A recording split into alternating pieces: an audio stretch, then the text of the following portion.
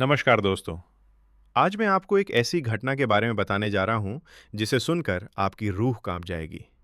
ये कहानी तीन दोस्तों आरव, सिद्धि और नक्श की है, जो एक डॉक्यूमेंट्री शूट करने के लिए एक ऐसी हवेली में गए जहां आज तक जाने की हिम्मत किसी ने नहीं की।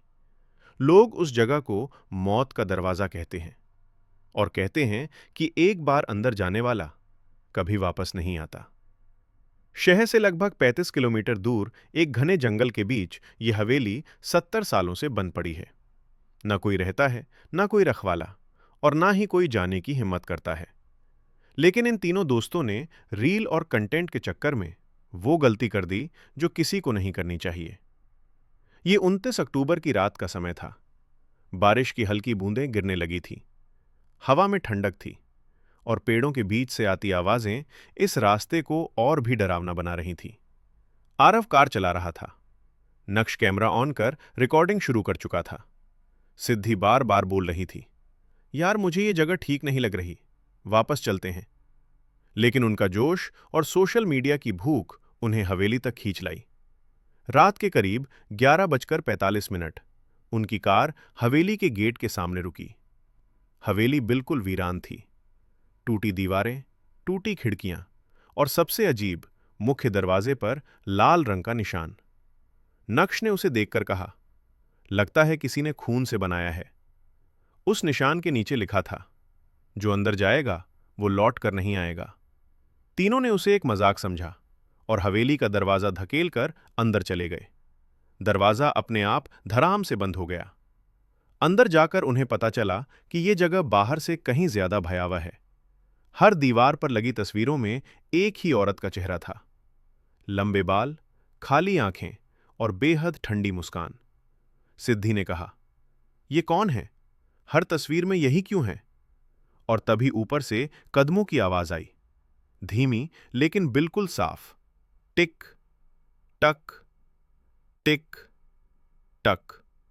आरव बोला, शायद कोई जानवर है। लेकिन सिद्धि डरते हुए बोली, जानवर जूड़ा नहीं बांधते। तीनों ने ऊपर देखा। पहली मंजिल की रेलिंग पर कोई आकृति खड़ी थी। उसके बाल जमीन तक लटक रहे थे। जैसे ही नक्श का कैमरा उस आकृति पर फोकस हुआ, वो आकृति तेजी से हिली और सीढ़ियों से नीचे गिर पड़ी। लेकिन नीचे देखने पर वहां कोई नहीं था।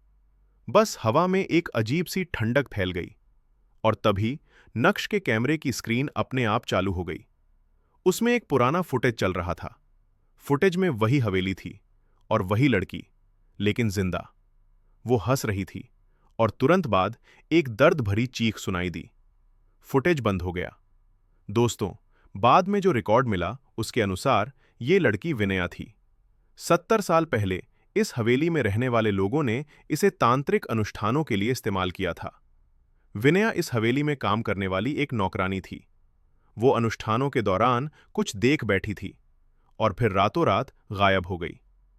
गांव वालों के अनुसार उसी रात हवेली से एक जोरदार चीख सुनी गई और तब से उसकी आत्मा इस हवेली में भटक रही है। इतिहास समझने का मौका इन्हें भी नहीं मिला, क्योंकि तभी हवेली की सारी लाइट्स झपकने लगीं, फिर एकदम बंद। तीनों मोबाइल टॉर्च जलाकर बाहर भागने की कोशिश करते हैं, लेकिन मुख्य दरवाजा अंदर से जाम हो चुका था। सिद्धि घबराकर चिल्लाने लगी, किसी ने हमें अंदर बंद कर दिया है। और तभी हवेली के हर कमरे से हंसने की आवाजें आने लगीं। अचानक सिद्धि चीखती है और उसकी टॉर्च गिर जाती है। जब आरव और नक्श टॉर्च उठाकर देखते हैं, सिद्धि वहां नहीं थी। वो ऐसे गायब हुई जैसे हवा में विलीन हो गई हो। ऊपर से उसकी चीख सुनाई देती है।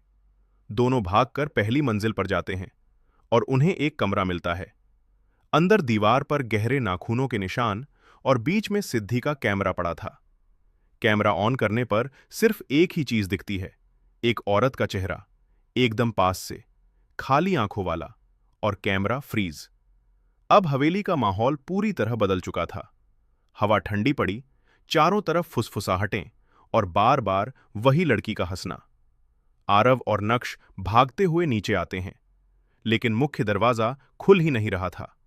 और फिर सीढ़ियों से वही लड़की उतरती दिखाई देती है, लेकिन इस बार उसकी चाल इंसानी नहीं थी। उसके पैर उल्टी दिशा में मुड़े हुए थे और चेहरे पर वैसी ही मुस्कान। वो नक्श पर टूट पड़ती है।